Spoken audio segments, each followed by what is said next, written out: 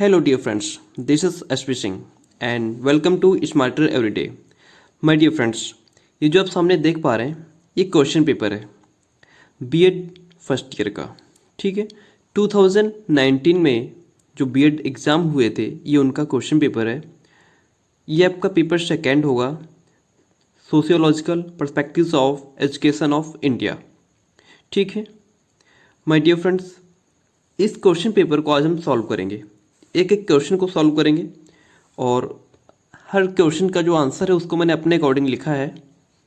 तो अगर आपको पसंद आता है तो प्लीज़ वीडियो को लाइक शेयर कमेंट करके जाइएगा। और अगर अभी तक आपने चैनल को सब्सक्राइब नहीं किया है तो प्लीज़ सब्सक्राइब कर लीजिए, बेल आइकन प्रेस कर लीजिए ताकि आने वाले हर वीडियो को आप देख सकें। माय डियर फ्रेंड्स, सबसे ऊपर लिखा है all questions are compulsory, each question carries 4 marks. सभी प्रश्न करने हैं और एक क्वेश्चन 4 नंबर का है। जो आपके शॉर्ट हैं वो 8 क्वेश्चन होंगे और सारे करने होंगे, एक क्वेश्चन 4 नंबर का होगा। माय डियर फ्रेंड्स, सबसे पहले क्वेश्चन हमारे सामने है, शिक्षा के सामाजिक आधार से क्या तात्पर्य है। शिक्षा के सामाजिक आधार से क्या तात्पर्य है, या इंग्लिश में कह सकते हैं what is mean by sociological basis of education. चलिए इसका आंसर जानते हैं। This is in front of you my dear friends. शिक्षा के सामाजिक आधार से तात्पर्य क्या है। देखिए, शिक्षा व समाज का संबंध उतना ही प्राचीन है, या यूं कहें कि उतना ही पुराना है जितना समाज की उत्पत्ति का। समझ में आई लाइन। शिक्षा व समाज का संबंध उतना ही पुराना है जितना समाज की उत्पत्ति का। शिशु के जन्म लेते ही उसकी शिक्षा प्रारंभ हो जाती है। बच्चा 3 साल का होता है और उसकी पढ़ाई लिखाई शुरू हो जाती है और समाज से भी उसका नाता जुड़ जाता है। समाज में भी वह अपने रिलेशन वालों को, अपने परिवार वालों को, अपने पड़ोस वालों को, अपने गांव वालों को धीरे धीरे पहचानना शुरू कर देता है। ठीक है, शिक्षा और समाज के मध्य, शिक्षा और समाज के बीच एक प्राकृतिक संबंधों का आधार होता है।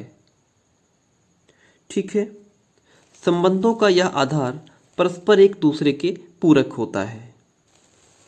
आगे जॉन डीवी कहते हैं, क्या कहते हैं जॉन डीवी, शारीरिक जीवन में जो काम पौष्टिक भोजन, लालन पालन और संतान की उत्पत्ति का होता है वही सामाजिक जीवन के लिए शिक्षा का होता है। देखिए क्या पॉइंट कहा उन्होंने कि जिस प्रकार से हमारा जो शारीरिक जीवन होता है, अपनी बॉडी के लिए, अपने शरीर के लिए जिस प्रकार से हमको भोजन आवश्यक है, हमारा पालन पोषण आवश्यक है और संतान की उत्पत्ति भी आवश्यक है, उसी प्रकार से सामाजिक जीवन के लिए शिक्षा भी आवश्यक या इम्पोर्टेंट रोल अदा करती है। ठीक है, तो क्लियर है, स्पष्ट है कि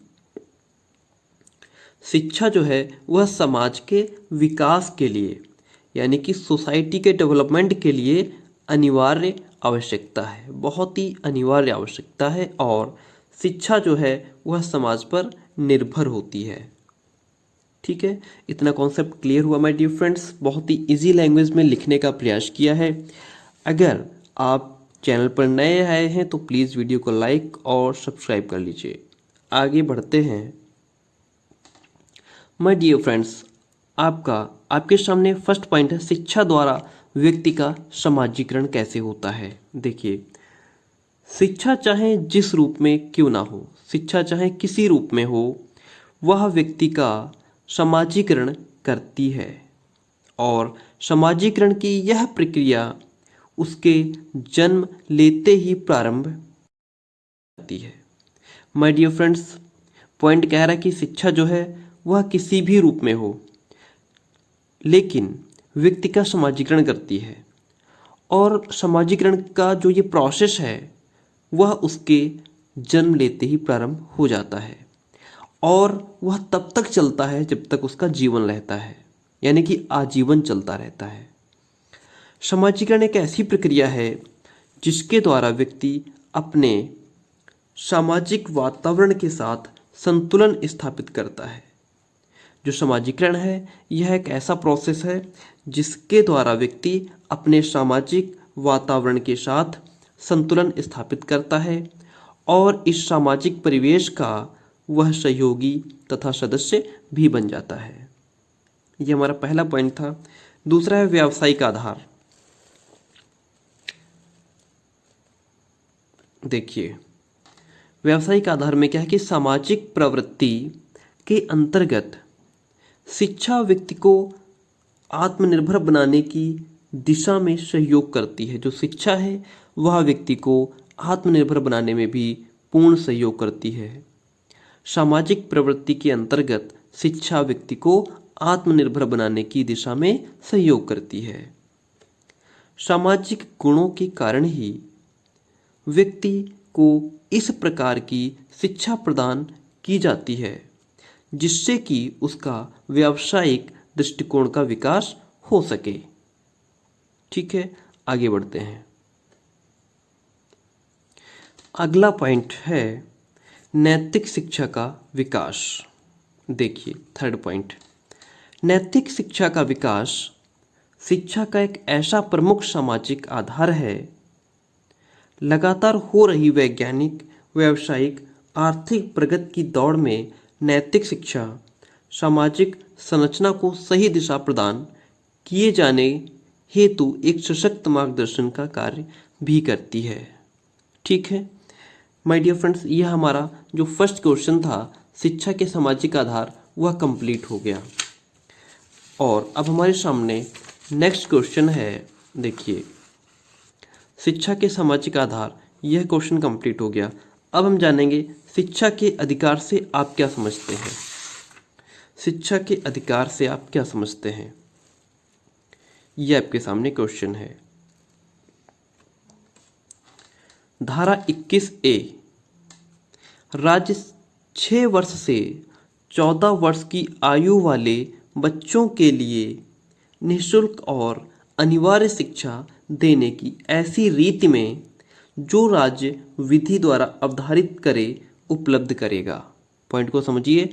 जो राज्य धारा 21A में राज्य जो है वह 6 वर्ष से लेकर के 14 वर्ष की आयु वाले बच्चों के लिए निःशुल्क और अनिवार्य शिक्षा देने की ऐसी कंडीशन में जो राज्य जो है कानून द्वारा अवधारित करे वह उपलब्ध करेगा। ठीक है, और पहले यह धारा 45 थी यानी 45 थी, जिसमें सन 2002 में संशोधन किया गया। और फिर उसके बाद जो धारा है वह है प्राथमिक शिक्षा में विकास तथा शिक्षा का मूल अधिकार। यानी कि धारा 45 में लिखा गया था, ठीक, क्या लिखा गया था कि बालकों के लिए निःशुल्क और अनिवार्य शिक्षा का प्रबंध राज्य इस संविधान के आरंभ से 10 वर्ष की अवधि के भीतर सभी बालकों को 14 वर्ष की आयु पूरी करने तक निःशुल्क और अनिवार्य शिक्षा देने के लिए उपबंध यानी कि प्रोविज़न का प्रयास करेगा। ठीक है, सन 2002 में इसमें परिवर्तन भी किया गया। तो शिक्षा के अधिकार में सिर्फ हमने इतना ही लिखा है। ठीक माय डियर फ्रेंड्स, अगर आप इतना क्लियर कर लेंगे तो आगे दिक्कत नहीं होगी। आप लॉन्ग क्वेश्चन भी लिख सकते हैं इसको समझ करके। ये था हमारा शिक्षा के अधिकार से आप क्या समझते हैं। हम आज इसमें केवल 5 क्वेश्चन करेंगे। दूसरा हो गया, अगला क्वेश्चन है समावेशी शिक्षा के संप्रत्यय की व्याख्या। माय डियर फ्रेंड्स, समावेशी शिक्षा को मैं 2 बार पढ़ा चुका हूँ। आप वहाँ से भी वीडियो देख सकते हैं, वहाँ से ना मिले तो मैं अभी भी इसको थोड़ा डीपली समझा देता हूँ। समावेशी शिक्षा है क्या। माय डियर फ्रेंड्स, देखिए ये बुक है, समावेशी शिक्षा का संप्रत्यय पूछा है ना। समावेशी शिक्षा का संप्रत्यय पूछा हुआ है यहाँ पे। देखिए, समावेशी शिक्षा के संप्रत्यय की व्याख्या पूछ रहा है और समावेशी शिक्षा का संप्रत्यय पूरा चैप्टर है यहाँ पे, कॉन्सेप्ट ऑफ इंक्लूसिव एजुकेशन। थोड़ा इसको पढ़ते हैं और आप बहुत जल्दी समझ जाएंगे। प्रत्येक बालक में कुछ ऐसे गुण होते हैं जो जन्मजात पाए जाते हैं। बालकों में कुछ ऐसे गुण होते हैं जो उनमें जन्मजात होते हैं, उनको सिखाया नहीं जाता है। और ये गुण अक्सर जो है आनुवंशिकता यानी कि हेरिडिटी और एनवायरनमेंट का भी इन पे असर पड़ता है। और इन्हीं गुणों के आधार पर बालकों का शैक्षिक स्तर निर्भर करता है कि वह किस क्षेत्र में अच्छा कर पाएगा। सामान्य बालकों का शैक्षिक स्तर उनकी बुद्धि लब्धि और क्षमताओं के आधार पर तय हो जाता है। ठीक इसी प्रकार वह बालक जो कि विशिष्ट बालक होते हैं, जिनके अंदर कुछ अलग करने की क्षमता होती है या जो दूसरे बालकों से अलग होते हैं, उन्हें भी शिक्षा के पूर्ण अवसर प्राप्त करने का अधिकार प्राप्त होता है। इन बालकों को दी गई शिक्षा अलग अलग प्रकार की होती है क्योंकि इन बालकों का शैक्षिक स्तर भी अलग होता है। अतः प्रस्तुत अध्याय में या इस चैप्टर के अंतर्गत हम विशिष्ट बालकों की द्वारा दी जाने वाली समेकित अथवा समावेशी शिक्षा के विषय में अध्ययन करेंगे। देखिए क्या है समेकित अथवा समावेशी शिक्षा। समावेशी शिक्षा वह शिक्षा होती है जिसके द्वारा विशिष्ट क्षमता वाले बालक, जैसे मंद बुद्धि हो गया, यह सामान्य बालकों से अलग हो गया, इसलिए इसको विशिष्ट क्षमता वाले बालकों में रखा गया है। अंधे बालक हो गए, बहरे बालक और प्रतिभाशाली बालकों को ज्ञान प्रदान किया जाता है। जो समावेशी शिक्षा है इसके अंतर्गत जो है विशिष्ट क्षमता वाले बालक जैसे मंदबुद्धि, अंधे, बहरे, प्रतिभाशाली, इनको ज्ञान प्रदान किया जाता है। और समावेशी शिक्षा के द्वारा सर्वप्रथम छात्रों के बौद्धिक स्तर की जांच की जाती है। उसके पश्चात उन्हें दी जाने वाली शिक्षा का स्तर निर्धारित किया जाता है।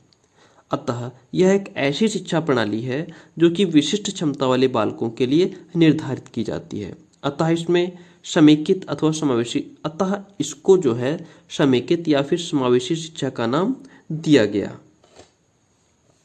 माय डियर फ्रेंड्स, यह थी समावेशी शिक्षा। बस आप इतना याद रखिए, आप पूरा कॉन्सेप्ट क्लियर कर लेंगे। और समावेशी शिक्षा के 2 वीडियो मैं अपलोड कर चुका हूँ पहले से, आप उनको देख लीजिएगा। समावेशी शिक्षा एकदम क्लियर हो जाएगी। ठीक है, अगला क्वेश्चन कौन सा है हमारा, देखिए। समावेशी शिक्षा क्लियर हो गई। अब हम पढ़ेंगे शैक्षिक अवसरों की समानता में शिक्षक की क्या भूमिका है। शैक्षिक अवसरों की समानता में शिक्षक की क्या भूमिका है। देखिए माय डियर फ्रेंड्स, आपके सामने क्वेश्चन है शैक्षिक अवसरों की समानता में शिक्षक की क्या भूमिका है। शैक्षिक अवसरों की समानता में शिक्षक के योगदान के बिना इस योजना का सफल हो पाना संभव नहीं है। जो शैक्षिक अवसर है उनमें अगर शिक्षक नहीं होगा तो यह योजना सफल नहीं हो पाएगी। शैक्षिक अवसरों की समानता में शिक्षक के योगदान के बिना इस योजना का सफल हो पाना संभव नहीं है। शिक्षक ही वह आधार है जो शैक्षिक अवसरों की समानता को वास्तविक रूप से प्रभावी बना सकता है। इससे इजी लैंग्वेज में आपको कहीं भी लिखा हुआ नहीं मिल सकता है क्वेश्चन। ये शैक्षिक अवसरों की समानता को वास्तविक रूप से प्रभावी कौन बना सकता है? एक अध्यापक, एक शिक्षक। नेक्स्ट पॉइंट है आपके सामने, शैक्षिक छात्रों में शिक्षक जो है वह छात्रों में बिना किसी भेदभाव के सृजनशीलता, स्व अध्याय, मौलिक अभिव्यक्ति आदि गुणों के लिए प्रोत्साहित भी करता है। कौन? एक शिक्षक। शिक्षण संस्था का वातावरण प्रोत्साहित करने हेतु अनुकूल बनाने में शिक्षक की भूमिका बहुत ही महत्वपूर्ण होती है, या इसमें शिक्षक एक महत्वपूर्ण रोल अदा करता है। नेक्स्ट पॉइंट है, परिवार से निकल करके बालक जब विद्यालय में आता है तो वहाँ शिक्षक सभी बालकों को एक समान वातावरण प्रदान करके शैक्षिक अवसरों की असमानता को दूर करने का कार्य भी करता है। ठीक है, अगला पॉइंट है, शिक्षक ही एक ऐसा माध्यम है, एक ऐसा मीडियम है जो मूढ़ बालकों और प्रतिभाशाली बालकों को एक साथ ही कक्षा में एक ही समय में एक जैसी शिक्षा प्रदान करके शैक्षिक अवसरों की समानता के उद्देश्य को पूर्ण करने में सक्षम होता है। ठीक है माय डियर फ्रेंड्स, ये क्वेश्चन आपका कंप्लीट हुआ, शैक्षिक अवसरों की समानता में शिक्षक की भूमिका। ओके, शॉर्ट है इसलिए इसको इतना ही लिखना है इतना ही लिखना है। अगला क्वेश्चन, राष्ट्रीय एकीकरण की प्राप्ति में शिक्षक की भूमिका समझाइए। Explain the role of teacher in achieving national integration. देखिए इसको जानेंगे हम। माय डियर फ्रेंड्स, अगला क्वेश्चन है राष्ट्रीय एकीकरण की प्राप्ति में शिक्षक की भूमिका। तो देखिए राष्ट्रीय एकीकरण यानी कि, या फिर हम कह सकते हैं कि राष्ट्रीय एकता की प्राप्ति में शिक्षक की क्या भूमिका हो सकती है। माय डियर फ्रेंड्स, आप सब जानते हैं कि जो भारत है वह एक विस्तृत जनसंख्या वाला विशाल देश है, बड़ा देश है, और यहाँ पर विभिन्न धर्म जातियों के लोग बहुत ही प्रेम स्नेह की भावना से निवास करते हैं, और उनके हृदय में भारतवर्ष के लिए बहुत अधिक प्रेम आदर है, और उनके लिए राष्ट्रहित सबसे ऊपर है। माय डियर फ्रेंड्स, मैं बता दूं आपको कि जो शिरोमणि अजीम उल्लाह थे, उन्होंने कहा था कि हम हैं इसके मालिक, हिंदुस्तान हमारा, इसकी रूहानियत से रोशन है जग सारा, कितना कदीम कदीम नईम, सब दुनिया से न्यारा, करती है चरखित जिसे गंगो जमुन की धारा। तो अनेकता में एकता की भावना भारतवर्ष की विशेषता है। और ब्रिटिश इतिहासकार स्मिथ ने लिखा था कि निसंदेह भारत में गहरी अंतर्वाहिनी एकता की भावना है, जो भौगोलिक पृथकीकरण या राजनैतिक उत्कृष्टता की भावना से कहीं अधिक गहन और गंभीर है। इस प्रकार ऐक्य भावना समुदाय, वर्ग, भाषा, पोशाक, आचरण की अनेक विभिन्नताओं से ऊपर उठकर सबको एक रस बनाती है। माय डियर फ्रेंड्स, अब शुरू करते हैं इसके आंसर को। देखिए, प्रत्येक व्यक्ति गहन रूप से अपने राष्ट्र से जुड़ा हुआ है, और ऐसी भावना एक आदर्श शिक्षक में तभी उत्पन्न हो सकती है जब उसके अंदर अपने राष्ट्र, अपने देश को जानने की प्रबल भावना होगी। देखिए, पॉइंट कह रहा है कि प्रत्येक व्यक्ति अपने राष्ट्र के प्रति, अपने देश के प्रति बहुत ही गहन तरीके से या गहराई से जुड़ा हुआ है। ऐसी भावना कैसी कि हर एक व्यक्ति अपने देश से जुड़ा हुआ है, ऐसी भावना एक आइडल टीचर के अंदर तभी उत्पन्न हो सकती है जब उसके अंदर अपने राष्ट्र या अपने देश को जानने की प्रबल भावना होगी। मैंने बहुत ईजी लैंग्वेज में लिखने का प्रयास किया है। शिक्षक को छात्रों के हृदय में यह बात बैठानी होगी कि मजहब नहीं सिखाता आपस में पैर रखना।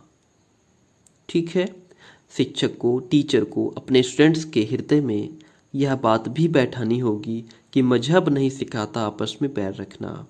अतः यह आवश्यक है कि प्रत्येक शिक्षक को न केवल अपने धर्म की बल्कि अन्य धर्मों की भी अच्छी जानकारी होनी चाहिए, ताकि वह अपने विद्यार्थियों को सभी धर्मों के बारे में उचित ज्ञान प्रदान कर सके। ठीक है, नेक्स्ट पॉइंट है, छात्रों में राष्ट्रीय एकता की भावना उत्पन्न करने के लिए शिक्षक को अपने अध्यापन में इतिहास की कुछ या उन बातों, घटनाओं और परिस्थितियों का उल्लेख करना चाहिए जो कि सारे समुदाय की एकता एवं अखंडता के लिए आवश्यक है। माय डियर फ्रेंड्स, अगला पॉइंट है इसी में, एक आदर्श शिक्षक को अपने अध्यापन कार्य में उन अवसरों का भरपूर उपयोग करना चाहिए जिनमें सामूहिक रूप से कार्य करने की आवश्यकता होती है, जैसे श्रमदान करना, राष्ट्रीय आपदा की स्थिति में जरूरतमंदों की यथासंभव जितनी हो सके तन मन धन से उनकी मदद करना, तथा कक्षा में नियमित पढ़ाना आदि। ठीक है माय डियर फ्रेंड्स, तो ये आपके 5 क्वेश्चंस इसमें से कंप्लीट हो गए हैं। इसके अगले वीडियो में हम इन 3 क्वेश्चंस को डिस्कस करेंगे। पहले वैश्वीकरण, सर्व शिक्षा अभियान और मिड डे मील स्कीम के गुण और दोष।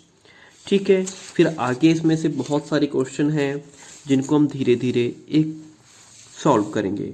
माय डियर फ्रेंड्स, अगर वीडियो पसंद आया हो तो प्लीज़ लाइक, शेयर, कमेंट करके जाइएगा। PDF इसकी मैं ग्रुप में और टेलीग्राम चैनल दोनों जगह शेयर कर दूंगा। ठीक है माय डियर फ्रेंड्स, अगर वीडियो पसंद आता है तो प्लीज़ एक कमेंट ज़रूर छोड़ करके जाएं। Thank you.